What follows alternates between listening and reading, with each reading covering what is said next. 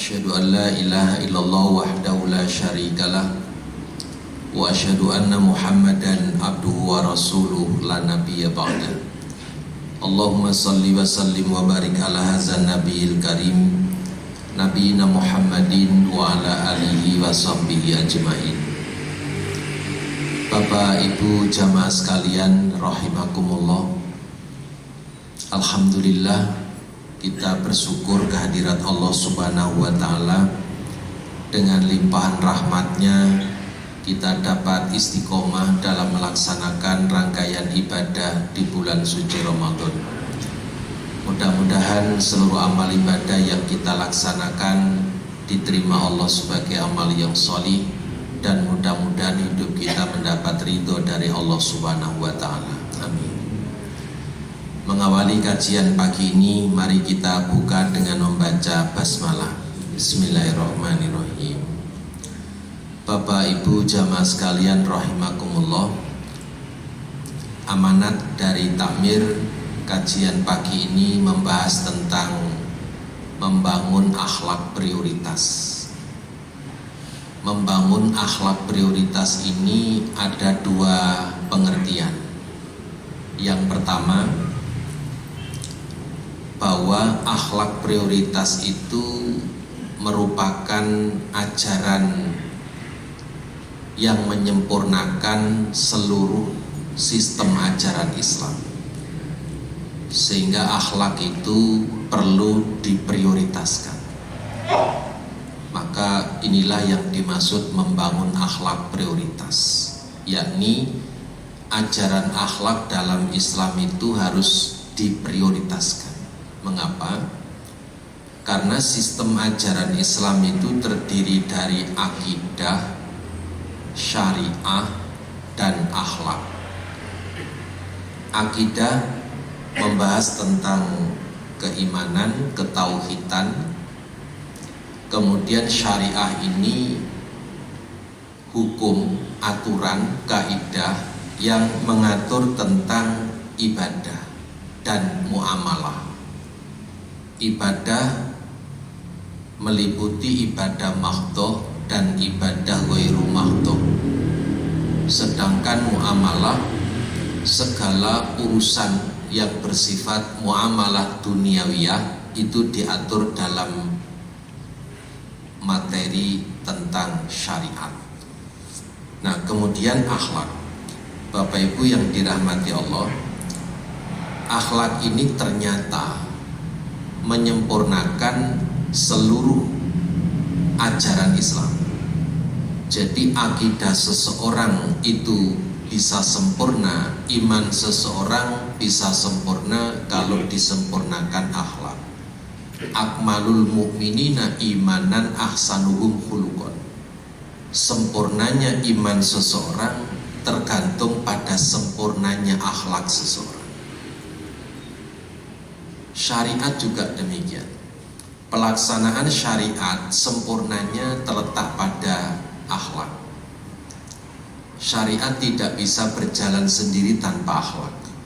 Ambil contoh, ketika syariat Islam menentukan binatang sembelian itu harus disembelih dengan menyebut asma Allah, ternyata tidak berhenti di situ. Rasulullah Shallallahu Alaihi Wasallam memerintahkan gunakan pisau yang tajam agar tidak berbuat zolim terhadap binatang. Itu akhlak. Karena itu syariat tidak bisa jalan sendiri. Demikian pula ibadah. Ibadah itu sempurnanya tergantung akhlak. Misalnya yang paling gampang sholat.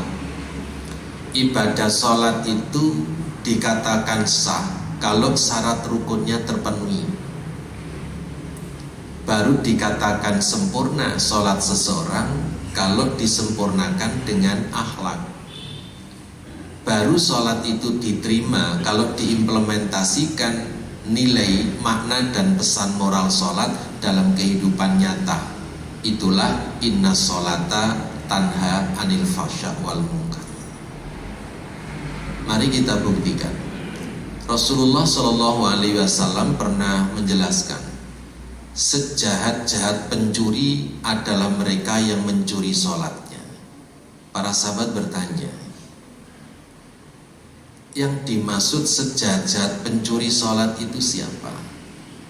Rasulullah menegaskan, orang yang sholatnya sedang rukuk belum sempurna sudah itidal, itidal belum sempurna sudah sujud, dialah sejahat-jahat pencuri. Mengapa?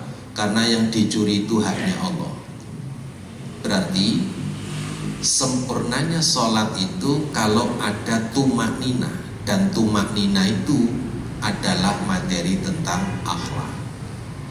Nah, berdasarkan penjelasan ini, maka sesungguhnya akhlak itu ajaran Islam yang harus diprioritaskan, karena menentukan sempurnanya akidah, menentukan pelaksanaan syariah, dan menentukan kesempurnaan ibadah.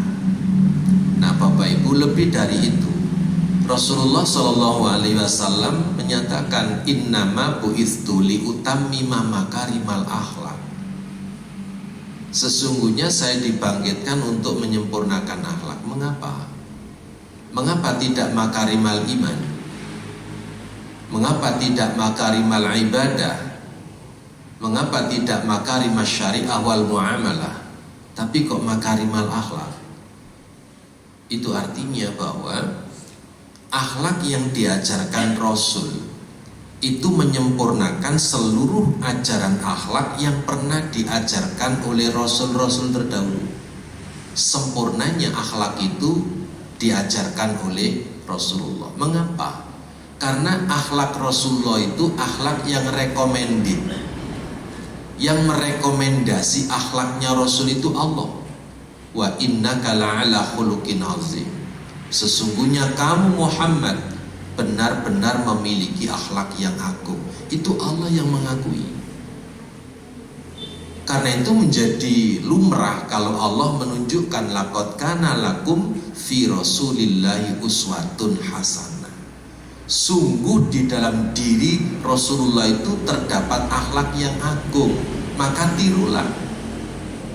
Dalam segala hal, akhlak Rasul itu menyempurnakan hidup. Begitu beliau jadi apapun, itu akhlaknya sempurna. Maka kalau sedang mengalami defisit moral, dekadensi akhlak, sesungguhnya kita nggak perlu pusing. Karena apa? Kita sudah punya sumber teladan yang jelas. Meskipun di akhir zaman sudah nggak ada orang yang patut diteladani, kita masih punya sumber teladan yang direkomendasi oleh Allah. Wa innaka la'ala khuluqin azim. Nah, Bapak Ibu yang dirahmati Allah, ini yang dimaksud dengan membangun akhlak prioritas, bahwa Muslim itu harus menyadari ajaran akhlak itu ajaran yang harus diprioritaskan, harus diutamakan, harus dinomorsatukan. Karena tidak ada iman tanpa akhlak. Ibadah syariat pun nggak bernilai kalau tidak disempurnakan dengan akhlak. Nah, ini makna akhlak prioritas yang pertama. Yang kedua, yang dimaksud dengan akhlak prioritas ini adalah di dalam keseluruhan ajaran akhlak itu harus ada yang kita prioritaskan terkait dengan realitas zaman. Islam itu diturunkan oleh Allah dengan bahasa zaman. Sehingga apa? Islam itu harus menjadi solusi ketika terjadi persoalan-persoalan sepanjang zaman itu dilalui oleh manusia. Nah, sekarang ini jamaah sekalian, ada dua akhlak yang harus kita prioritaskan terkait dengan apa? Realitas zaman, yaitu apa? Amanah dan rasa malu. Akhlak yang namanya amanah jujur itu sekarang harus menjadi prioritas. Karena apa? Zaman sekarang ini banyak pameran pengkhianat. Jadi karakter pengkhianat itu sekarang dominan dalam kehidupan di zaman milenial sekarang ini. Padahal Padahal amanah itu relasinya dengan keimanan seperti dua sisi mata uang. Rasulullah Shallallahu Alaihi Wasallam dengan tegas menyatakan, la imana liman la amanata lahu waladina liman la ahdalahu. Tidak beriman kalau orang itu tidak jujur, tidak beriman orang itu kalau tidak amanah, dan tidak berislam kalau orang itu melanggar, mengingkari janji. Jadi ternyata rusaknya iman karena tidak punya amanah, berkhianat, dan rusaknya Islam karena mengingkari janji. Dua-duanya itu sifat orang munafik. Artinya keimanan dan keislaman seseorang dirusak oleh sifat munafik. Khianat ya munafik, ingkar janji juga munafik. Nah, sekarang ini kemunafikan ada di mana-mana dan dipamerkan, terus dibanggakan. Karena itu prioritas akhlak sekarang ini harus membangun kejujuran. Jadi akhlak amanah itu harus diprioritaskan. Karena tidak ada amanah, tidak ada iman bagi orang yang tidak amanah. Dan kalau iman itu melahirkan amanah, pasti melahirkan rasa aman. Jadi iman, amanah, dan aman, ini tiga kata yang menjadi satu kesatuan. Orang itu kalau beriman pasti dia amanah. Kalau tidak amanah pasti tidak beriman. Nah, orang itu kalau iman dan amanah pasti melahirkan rasa aman. Contoh, kalau Bapak Ibu nitipkan barang kepada orang yang amanah, pasti perasaan Bapak Ibu aman. Karena apa? Barang saya titipkan kepada orang yang amanah, insya Allah barang itu aman, tidak disalahgunakan. Sebaliknya, ketika terpaksa harus nitip barang kepada orang yang tidak amanah, Bapak Ibu tidak pernah merasa aman, dan barang itu nggak ada garansi untuk bisa aman. Karena apa? Barang itu dipegang oleh orang yang tidak amanah. Suami yang amanah, suami yang beriman, istri merasa aman. Karena apa? Bersama dengan suami yang iman dan amanah. Demikian pula istri yang beriman, dia akan amanah. Lah, istri yang beriman dan amanah itu akan menenangkan, menenteramkan, mengamankan perasaan suami. Karena apa? Saya tinggal kemanapun, istri saya adalah mar'atus sholihah yang aman dan amanah. Jabatan itu kalau diserahkan kepada orang yang iman dan amanah, jabatan itu aman dan untuk mengamankan siapapun. Tapi kalau jabatan itu diserahkan kepada orang yang berkhianat, jabatan itu tidak akan aman, dan siapapun yang menikmati jabatan itu akan terus menghiasi perilakunya dengan khianat. Dan itu fakta yang sudah kita saksikan selama ini. Oleh karena itu, Bapak Ibu, iman dan amanah ini harus diprioritaskan. Karena relasinya sangat dekat seperti dua sisi mata uang. Nah, Bapak Ibu yang dirahmati Allah, hidup ini adalah amanah yang harus dijaga. Agama, akal, nasab, harta, jiwa, ini semuanya amanah. Bahkan status khalifah yang disematkan Allah kepada kita, ini juga amanah. Nah, karena itu perlu basic iman, sehingga iman dan akhlak yang namanya amanah ini berjalan linier. Yang kedua, akhlak yang harus diprioritaskan itu rasa malu. Jamaah sekalian, zaman sekarang ini rasa malu tidak proporsional. Mestinya orang itu malu kalau berperilaku yang memalukan. Nah, sekarang ini orang justru malu kalau punya rasa malu. Karena apa? Kebanyakan orang sudah kehilangan rasa malu, sehingga malu kalau punya rasa malu. Maka rasa malu sekarang sudah hilang. melakukan tindak pidana korupsi, tidak malu. Padahal itu yang dimakan uang haram, hak orang lain, bukan haknya. Dan untuk memberi makan istri dan anak serta cucu-cucunya, tapi tidak malu. Tutur kata yang mencaci, mau fitnah, mengadu domba, menghina, itu menjadi hiasan media sosial sekarang. Dan tidak merasa kalau itu kejahatan, tidak merasa kalau itu merendahkan martabat. Orang bertutur kata sudah nggak malu-malu ngejek orang. Padahal dirinya sendiri kalau bicara tentang naluri, tidak akan rela kalau diejek orang, tidak akan rela kalau dihina orang. Tapi masyarakat sekarang di era milenial ini sungguh sudah kehilangan rasa malu. Padahal malu dan iman itu hubungannya seperti iman dan amanah. Al-haya'u wal imanu kurina jami'ah. Rasa malu dan iman itu berpadu menjadi satu. Kalau salah satunya hilang, hilangnya semuanya. Jadi kalau orang beriman itu mesti punya rasa malu. Kalau orang beriman gak punya rasa malu, ya imannya itu lenyap, seperti lenyapnya rasa malu. Orang sekarang, Bapak Ibu yang dirahmati Allah, melakukan kemungkaran, melakukan kejahatan, melakukan berbagai macam perilaku nista, itu tidak malu. Di saat yang melihat itu malu. Nah, oleh karena itu ini harus diprioritaskan, terutama generasi yang akan datang. Itu harus kita tata sejak sekarang, sejak dini, sejak usianya sudah mengenal benar, salah, baik, buruk. Kita tunjukkan iman itu harus melahirkan amanah. Iman itu harus bersama rasa malu.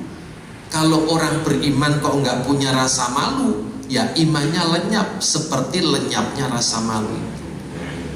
Nah, oleh karena itu Bapak Ibu yang dirahmati Allah, inilah yang disebut dengan akhlak prioritas, yaitu bahwa ajaran akhlak itu harus dinomorsatukan. Bobroknya suatu bangsa itu karena ambruknya akhlak seseorang. Dan baiknya suatu bangsa itu ditentukan oleh iman dan akhlaknya.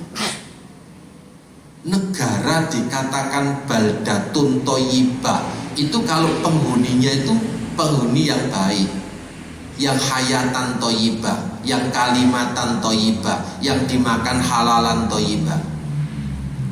Jadi baldatun toyibah, negara itu baik, atau baldat koryah toyibah, desa, kampung itu baik kalau penghuninya itu berprinsip pada kalimat thayyibah, yang dimakan halalan thayyibah, hidupnya hayatan thayyibah, berkontribusi kepada baldah thayyibah. Karena apa? Baiknya suatu negeri itu ditentukan siapa bangsanya. Satu gelas itu kalau diisi air namanya segelas air, tapi begitu diisi racun menjadi segelas racun. Rumah itu meskipun arsitektur Spanyol, Eropa, kalau yang menghuni itu kambing, namanya kandang. Kalau yang menghuni orang sakit, namanya rumah sakit. Apalagi yang sakit jiwa, berubah lagi rumah sakit jiwa. Baru kemudian kalau yang menghuni itu manusia, itu baru disebut rumah tangga. Meskipun rumah itu tidak ada tangganya, tetap namanya rumah tangga. Nah, bangsa, negara itu baik buruknya tergantung siapa yang ngisi. Nah, kalau yang ngisi itu orangnya baik, beriman, berakhlak, maka menjadi baldah thayyibah seperti negeri Yaman, negeri Sabah yang sekarang Yaman Selatan itu dipuji oleh Allah menjadi baldatun thayyibatun wa rabbun ghafur. Itu karena bangsa penghuninya itu bangsa Sabaiyah namanya, itu bangsa yang baik, punya iman dan takwa, taat beribadah, akhlaknya tinggi dan punya etos kerja. Terbukti pada tahun 120 sebelum Masehi berhasil membangun bendungan raksasa pertama di dunia, namanya Saddul Ma'arib. Bendungan raksasa ini mampu menampung air hujan selama 3 bulan dalam 1 tahun. Air hujan yang tertampung kemudian disalurkan untuk kepentingan pertanian, sehingga mengantarkan bangsa Sabaya mencapai kemakmuran.